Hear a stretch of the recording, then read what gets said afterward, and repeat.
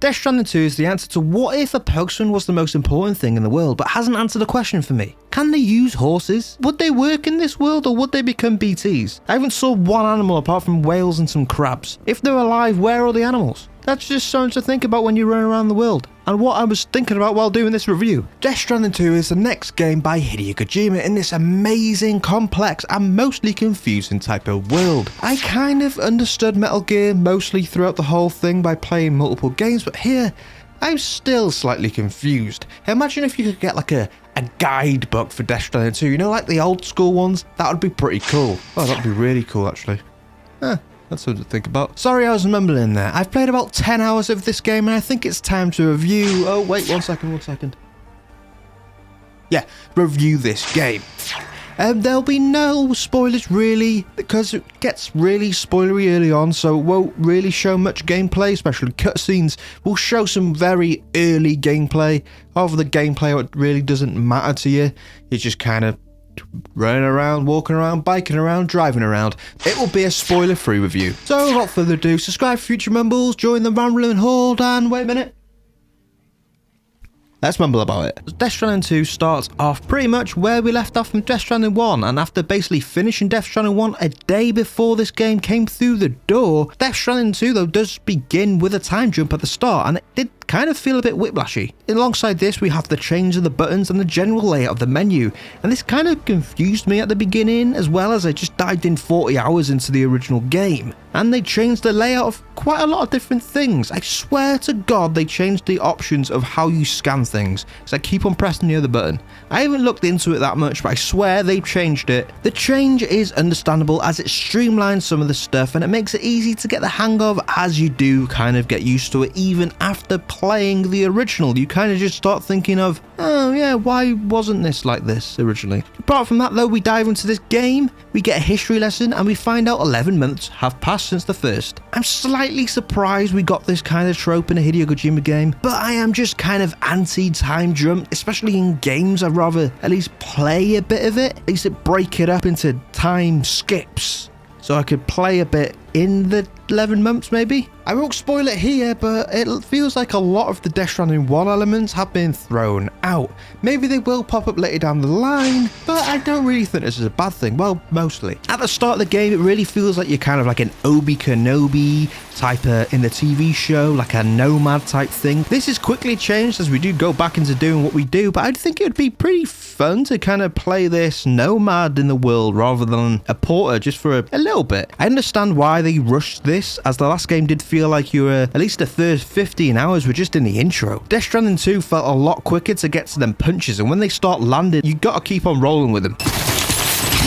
Yeah, to get this footage, I lost a lot of good stuff. Maybe one of the biggest reasons though I kind of thought this was a bit too rushed at the beginning is because I liked this guy way too much. Maybe I got quickly attached to Daddy Porter, and it felt quick to go back to connecting the Cheerio network. One of the reasons being it took so long to get to this point, I wouldn't have minded doing a little bit more things around this kind of feelings before going out to do the Cheerio network part 2. And just like we're back doing this and that, the same old, but these two, I would die for these two. These are the cutest things ever. I love this. I wish I could see more of this. End the game here. Just end it here. First 5 minutes, just end it here. This is my baby Yoda, okay? This is my baby Yoda. It isn't a new formula like Zelda Tears of the Kingdom kind of did this in their game. If I was comparing the two, Death Stranding gives us a weird feeling that we are in this new beginning, but it feels like the world has gone on so quickly around us when you're cooking and enjoying family life. Everything we were a part of has changed, but it's kind of still the same. I wasn't sure I liked this, but then the story developed slightly and I liked it a bit more every so often I got into it. I'd say every hour I enjoyed this game more. I kind of wouldn't have minded playing through this kind of time jump a bit more. Maybe even as a different character, and then you get a little bit more further into the gameplay of how this world has kind of evolved over this short time. It did start to feel a bit weird up until the 5 hour mark as you quickly kind of drawn back after feeling this new beginning. It just feels like, oh, am I doing this thing again? Well, technically, yes, we are Delivery Man once again, but it's not due to this, but mainly due to having to unlock everything again. Like the simple things, unlocking the simple things again kind of feel weird. A lot of it is kind of the simple stuff we unlocked very early in the first game. I just didn't see the point. This is Gaming 101, beginning a game at level 1 again, even though you're at level 90 in the previous. But when you're unlocking stuff, when you're re-unlocking a gun and that leg thing and a watchtower, these small things, what you just kind of think, did I really need to unlock this again? Couldn't this just been here? When they have these new things also really early on, like a sniper, music, and a new kind of bike, why not just start with the basic stuff that we had in the first game? To me, it just kind of took me out of it slightly, as the story progression was more important than unlocking things very early on. You did start to get new things, what was exciting, but it's just like, oh, you get this.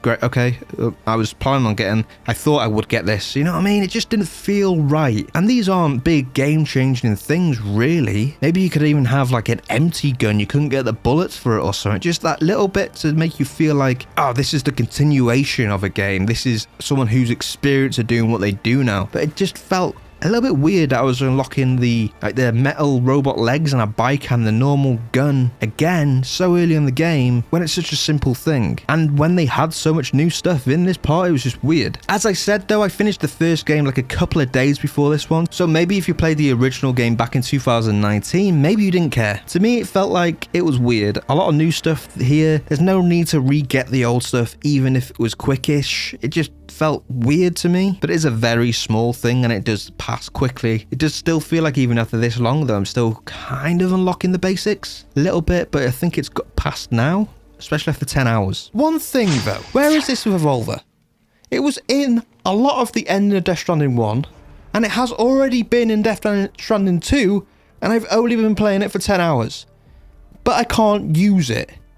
And the revolver is probably one of my favourite guns in any game, and the pistols in Death Stranding 2 aren't the greatest, so where is this revolver? As currently the pistols are just like BB poo. They're crap. Am I missing something?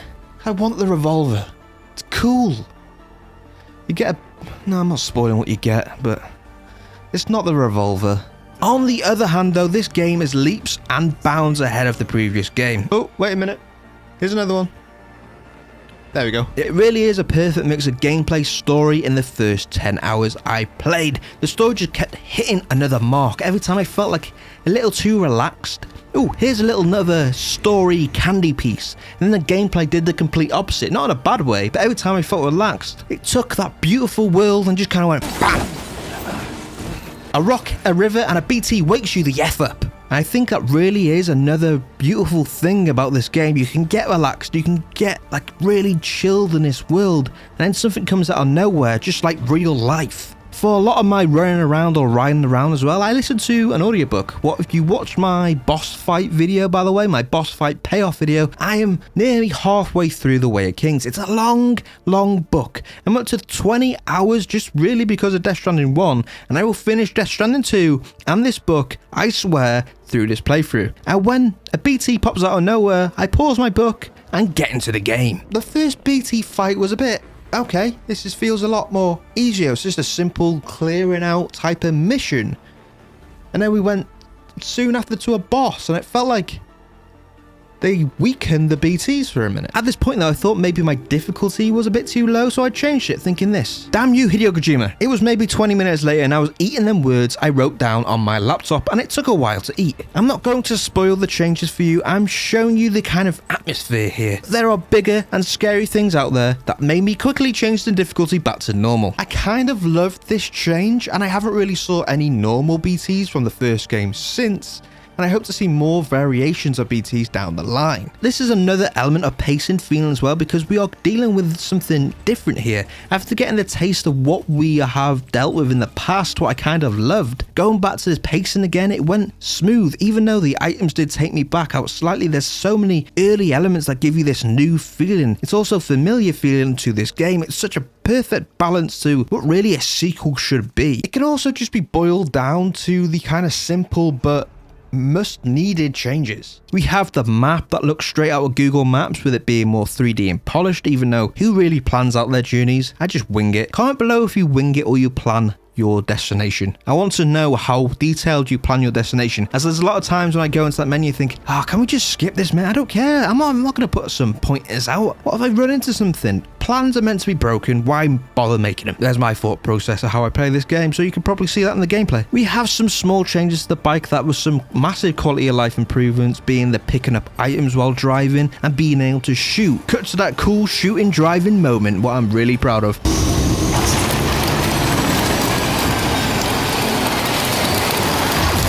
All these little things also add to these bigger things, as I think this unique and exciting experience is due to these pacing and the addition of these little improvements. This is the reason why this game has some highly regarded across the board. Although I do have two problems, one of them very small and one of them, well, massive.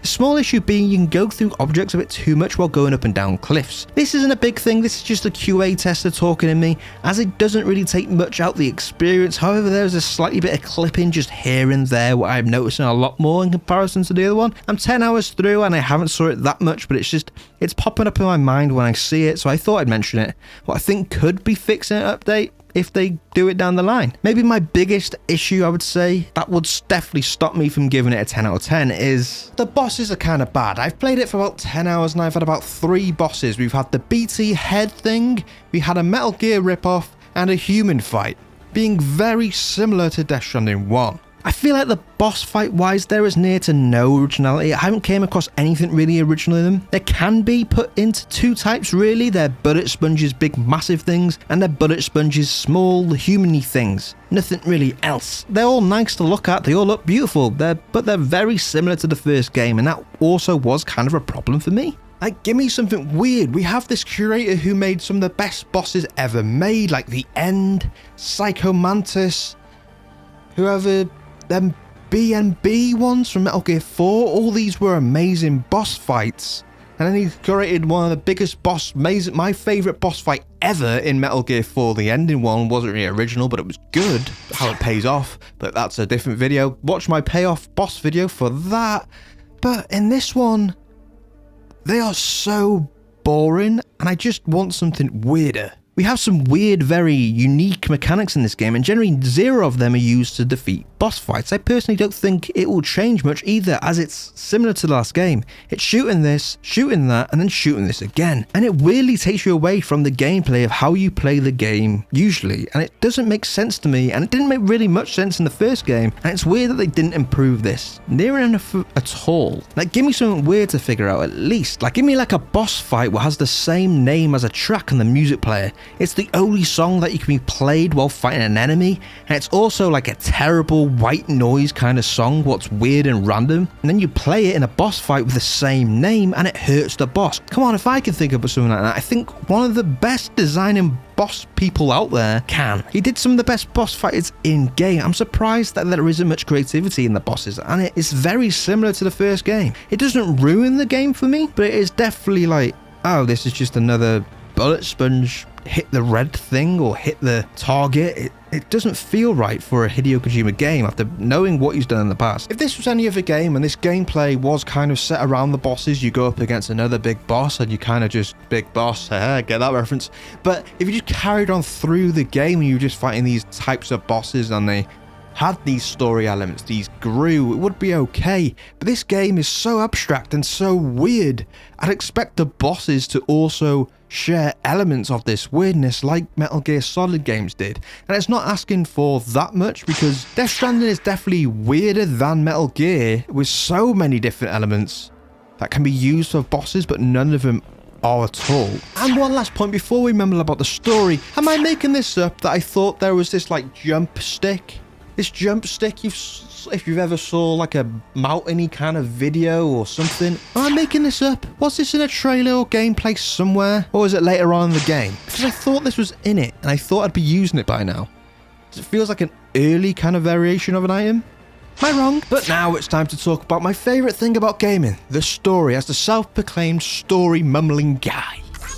Even though this game does start up 11 months after with kind of AI robots taking over from the porters of America. What hasn't really mentioned since the start of the game, actually. I feel like it's going to be an issue later on, and it feels weirdly familiar. Apart from that, everything in the story feels different. Even though your goal is slightly similar to just setting up another Chiro network, there is like a whole new kind of different plots boiling over around you. One of the main being Lou, or aka BB20 something, aka the cutest video game baby ever. The story around really who is this similarly special BB unit, and it's a kind of very fresh kind of take on where this game will go. Also, I've seen late game images by accident when I was making the thumbnail for this, and let's just say I'm slightly confused and excited. I'm not spoiling what I think it means, but I'm excited for the later on in this game. Let's just leave it at that. A side note as well, when I was playing Death Stranding 1, I felt myself being confused for most of the game. I'd see images of like late stage gameplay and it would make no sense to me. Literally story images, and I'd be like, what?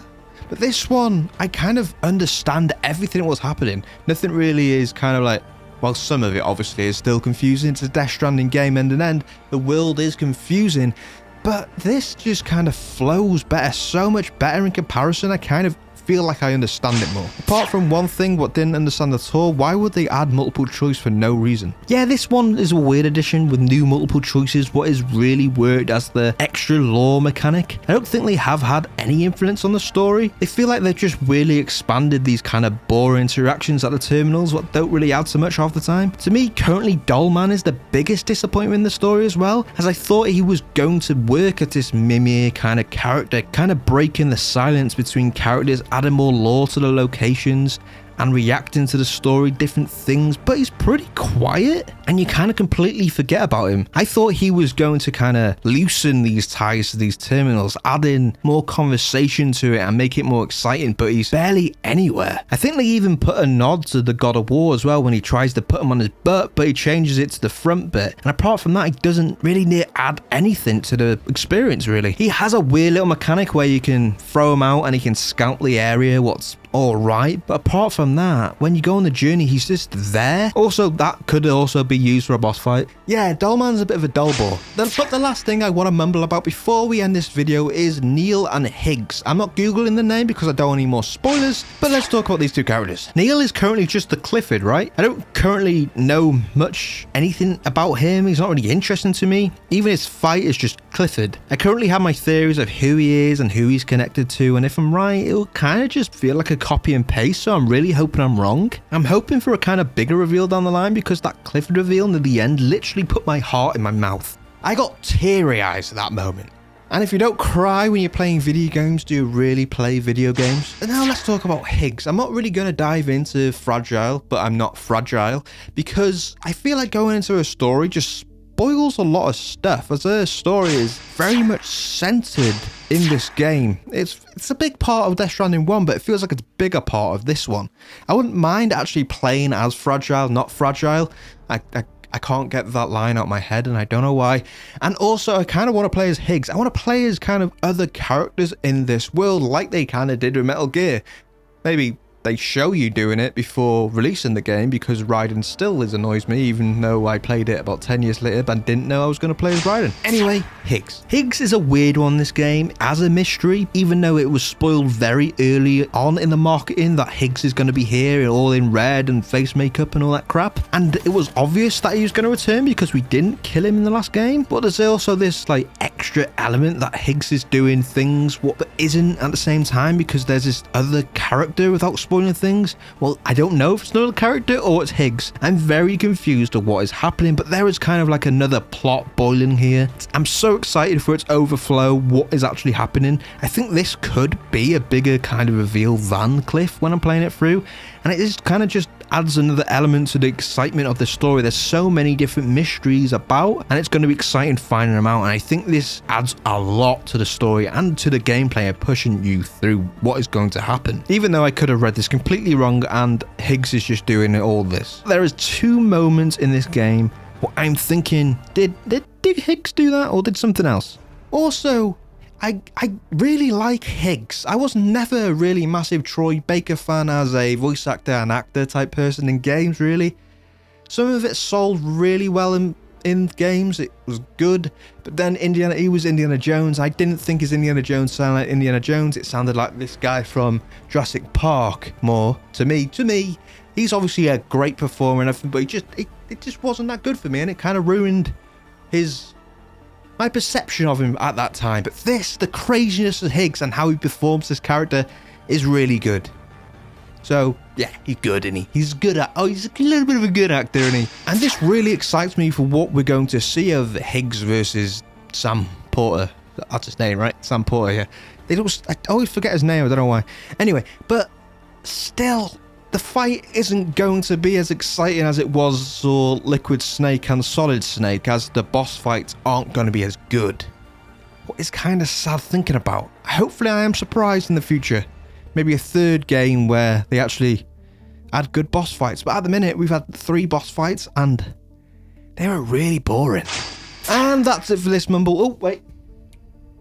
Okay, that's the final one, right? That was the final one. Okay. In summary, Death Stranding 2 is leap and bounds ahead of Death Stranding 1. It excels in nearly every single element apart from one, this being the boss fights. The boss fights for me have let it down. This 10 out of 10 across the board, all kind of stuff, has been let down for me for the boss fights, as it's a big part of my gameplay experience, really, and I wouldn't give it a 10 for that. Will I finish this game 100% after 10 hours? I am there for the finish. But what do you think? Comment below your thoughts of this game. No spoilers, I swear to God, and I will see you on the next mumble. Remember to subscribe and like and subscribe for future mumbles. Subscribe and subscribe for future mumbles, yep, and I will see you on the next mumble, and join the horde.